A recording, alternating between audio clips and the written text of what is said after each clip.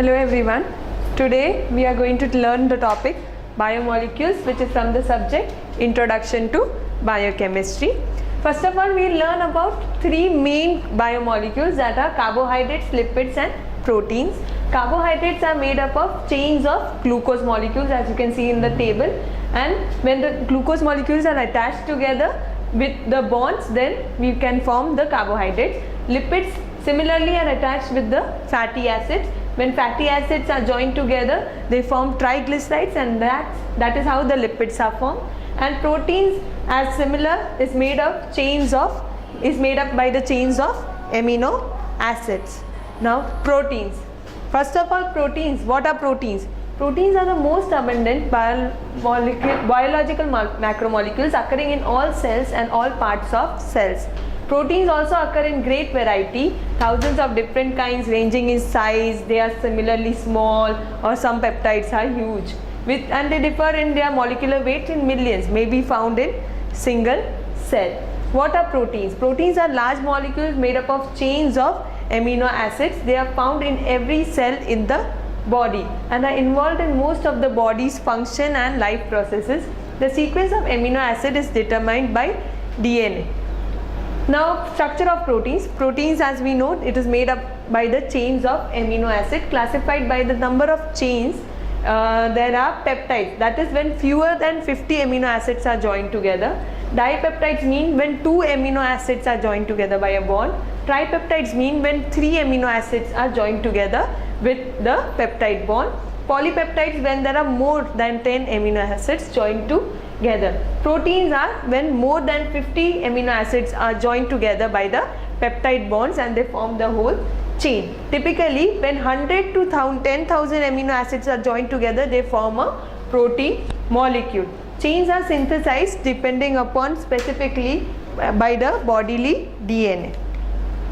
So, anatomy of the amino acids. Amino acids are composed of mainly of 4 main atoms, that is the carbon atom, hydrogen atom, oxygen atom and nitrogen atom. As you can say, this is the amino acid structure. There is a carbon. As we all know, the carbon has 4 valency. So, one of the valency is attached by the acid group, the other valency is attached by the amine group, and in the one valency is having hydrogen, while the other is the side chain. The side chain differs in each and every amino acid. There are 20 amino acids and all the amino acids have different side chains. Examples are glycine, aspartic acid and phenylalanine. So peptide bonds link amino acids. They form when amino group of one amino acid joins with the amine group of the second amino acid. They are formed through the condensation process and are broken through hydrolysis. Let us see. When one amino acid and the other amino acid are joined together, then by the condensation process, that is, one H2O molecule is released and a peptide bond is formed. Similarly, when a dipeptide is broken down, then what happened? Hydrolysis happened. That is, two amino acids are received and the water molecule is added. So it is known as hydrolysis.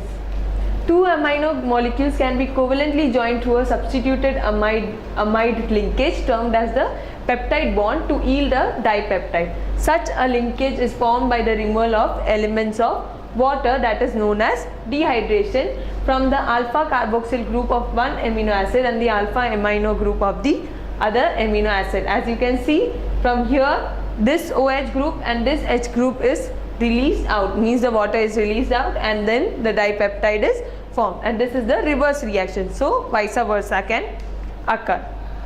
Now 3 amino acids can be joined by 2 peptide bonds to form a tripeptide. Similarly, amino acids can be linked to form tripeptides, pentapeptides and so forth. When a few amino acids are joined together in this fashion, the structure is known as oligopeptides. When many of the amino acids are joined together to form the structure, then it is known as a polypeptide. Proteins may have thousands of amino acid residues, although the terms protein and polypeptides are sometimes used interchangeably. Molecules referred to as polypeptides generally have molecular weight below 10,000, and those proteins are called having higher molecular weight. Now there are three types of amino acid, that is essential, non-essential and conditional. Let us see what is that. Essential matlab it must be consumed in the diet. Non-essential means it can be synthesized in the body. Conditionally essential means it cannot be synthesized due to illness or lack of necessary precursors. Premature infants lack sufficient enzymes needed to create arginine. This is an example of the conditionally essential amino acid. These are the 20 amino acids that are found, and they are classified into two, that is the essential amino acids and the non-essential amino acids. Now the third molecule, that is the carbohydrates. What are carbohydrates? Carbohydrates are major components of most of the plants. Plants make carbohydrates on their own by the process of photosynthesis, as we all know, separated into two categories, that is the simple and the complex. Functions of the carbohydrates are, it is the main source of energy, spare proteins from being burned so it can be used to build and repair. Dietary fibers can help to lower the blood cholesterol, part of the connective tissue, some hormones and enzymes and genetic material. Nutrition of carbohydrates is that it provides 4 calories per gram. Main source is the body's energy. Body uses carbs before calories from the proteins and fats. Mainly the energy that the body obtains is from carbohydrates. Sources are grains, rice, sugar and beans. So characteristics of carbohydrates consist of carbon, hydrogen and oxygen. The energy containing molecule, some provide structure. The basic building block is a monosaccharide, and the formula is CH2O within brackets N. N must be 3, 5, 6, it can differ according to the carbohydrates. 2 monosaccharides form a disaccharide. Now carbohydrate structure, as we know, it can be written like this or like this. Let's see what are monosaccharides. Monosaccharides are simple sugar molecules with a multiple OH group based on number of carbons, that is 3 carbon, 4 carbon, 5 carbon or 6 carbon.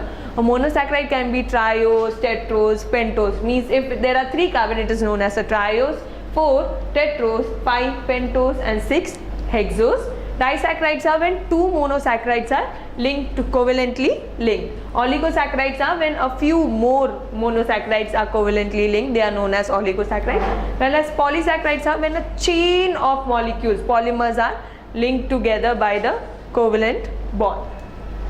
Now the 3 main monosaccharides are glucose, galactose and fructose. The structures can be seen as in the screen. So now what happens how a disaccharide is formed? The disaccharide is formed by the dehydration synthesis, that is when 2 monosaccharides, that is glucose and fructose, are joined together, they form sucrose, and one water molecule is released in this process. Formation of a disaccharide can be like that also, like glucose and glucose molecule can also be joined to form maltose and a water molecule can be released. Galactose and glucose molecule can be joined to form a molecule of lactose, which is also a disaccharide, and a water molecule is released. Hydrolysis of a disaccharide means the disaccharide also can be broken down into 2 monosaccharide molecules, that is when the sucrose molecule and water molecule is added to the sucrose molecule, then what happens? It is divided into 2 monosaccharide, that is the glucose monosaccharide and the fructose monosaccharide. Now the next biomolecule is lipids and fats. What are lipids and fats? Biological molecules that are insoluble in aqueous solution and soluble in organic solvents, have some relation to the fatty acids as esters and have potentiality of utilization by living organisms, are classified as the lipids. This is the main definition of the lipids. Let's see what are their 4 major functions. They serve as a structural component of the biological membrane. What is the biological membrane? The plasma membrane. It provides energy reserves predominantly in form of triglycerols, means it gives energy to the body. Both lipids and lipid derivatives serve as vitamins and hormones. They can serve as vitamin as well as hormones. Lipophilic bile salts aids in lipid solubilization. Now classification of lipids are into main 3 categories, that is the simple lipids, compound lipids and the derived lipids. Simple lipids can again be classified into fats and waxes. Let's see them in detail. There are a few examples here. Simple lipids, as we know, natural fats and waxes, that are the 2 types. Compound lipids are esters of fatty acids with alcohol plus other groups. Means other groups are added to the fatty acid, then it can be known as the compound lipids. For example, phospholipid contains the phosphoric acid group and often a nitrogenous group. Sphingolipid, it contains the amino alcohols, sphingosine, carbohydrate, N-base, glycolipids, etc. Sulfolipids contains the sulfate group. Lipoproteins attached to the plasma or the other proteins, and lipopolysaccharides means lipids attached to the polysaccharides. We all know what are polysaccharides. Polysaccharides are chains of the glucose molecules. Now classification, derived lipids. Hydrolytic products of A and B, that is the compound lipids as well as the simple lipids, they form together. When hydrolytic product of these two compounds are formed, then what happens? Saturated and unsaturated fatty acids, monoglyceride and diglyceride, and alcohols can be formed. And miscellaneous lipids are all the other lipids which are not included in the main three categories, that is the aliphatic hydrocarbon, carotenoids, squalene, vitamin E and vitamin K. Now fatty acids, we all know lipids are formed by the chain of the fatty acid. So what is the definition of a fatty acid? A fatty acid may be defined as an acid that occurs in a natural triglyceride and is a monocarboxylic acid ranging in chain length from the 4 carbon to 24 carbon atoms, and including with exception only an even numbered of members of a series. Means what does it mean? That fatty acid is a chain of molecules, carbon molecules, which can be 4 carbon to 24 carbon. This is the chart of a few of the fatty acids, means from carbon 1, that is formic acid, to nervonic acid, that is the 24 carbon chain. So chain length, the number of carbons linked together. Shorter the carbon chain, more soluble in the water, means the fatty acid will be soluble in the water easily. Saturated versus unsaturated, let's see what is that. Now there are 3 types of fatty acid, that is saturated fatty acids, means there are no double bonds. Monosaturated fatty acids means there is one double bond. Polyunsaturated fatty acids means there are more than one double bonds. 2 hydrogen atoms are missing, and so what happens? There is the formation of the double bond, and whenever there is a formation of a double bond, it is known as the unsaturated fatty acid. Now what are triglycerides? Triglycerides are the major class of dietary lipids including fats and oils. They are made up of 3 units known as the fatty acids and 1 unit known as the glycerol. They comprise about 95% of the lipids in food of the human body. As you can see here, 1 glycerol molecule and 3 fatty acids joined together to form the triglyceride in this structure, and this triglyceride results in forming the lipids. Now the next molecule is the nucleic acid. Nucleotides have variety of roles in cellular metabolism.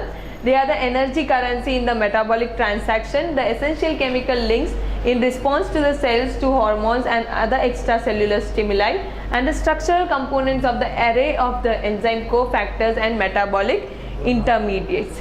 At last but certainly not the least, they are also the constituent of the nucleic acid, that is the deoxyribonucleic acid, that is our DNA, and ribonucleic acid, that is RNA, the molecular repository of the genetic information of our body.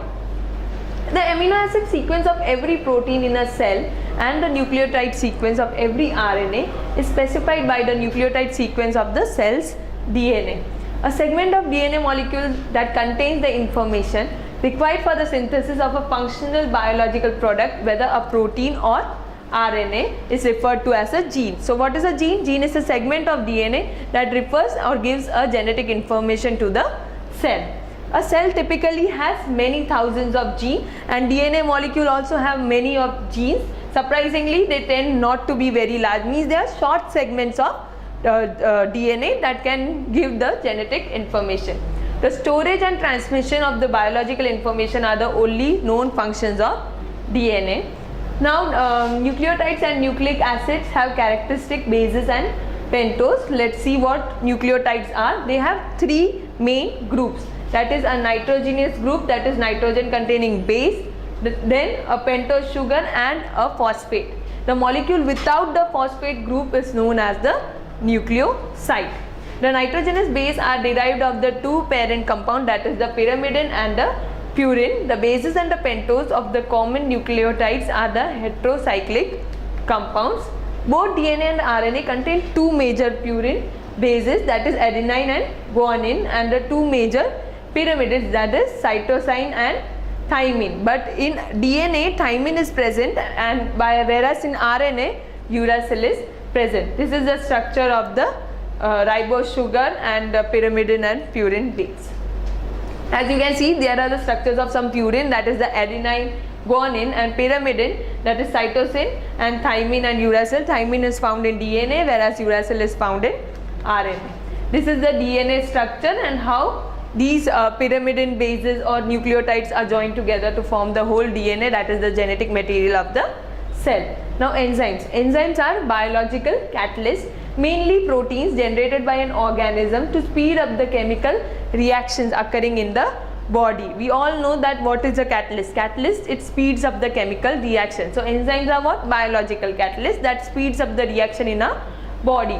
They can be described as the several complex proteins that are produced by the cells and act as a catalyst in specific biochemical reaction.